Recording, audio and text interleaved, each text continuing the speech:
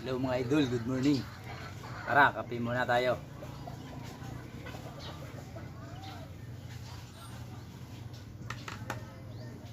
Dali lang idol.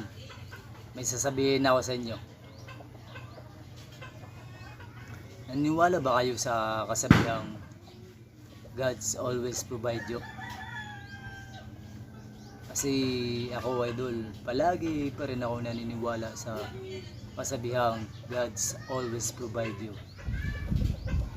Kahit nasa madilim ka na ng kabanata ng buhay mo, di kaya nasa magulong yugto ka na ng buhay mo, ay palagi pa rin may liwanag na dumarating, di ba? Kumbaga, kahit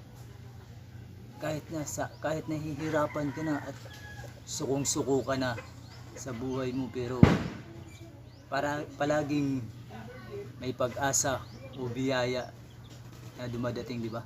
Na hindi mo inaasahan.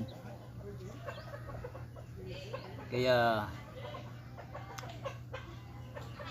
lagi kayong maniniwala sa kasabihang God's always provide you. Dahil kahit anong hirap o mga pagsubok na dumadating sa buhay natin, ay palaging andyan ang Panginoon. Hindi niya tayo pinabayaan. Lagi pa rin may mga unexpected na pag-asa na dumadating sa buhay natin, diba? Kaya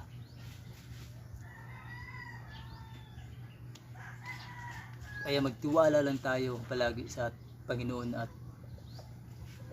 magsipag lang tayo. Dahil ika nga, God's always provides you kahit sa anong paraan at sitwasyon. Palaging andyan, di ba? Kaya ingat kayo mga idol, and God bless inyo.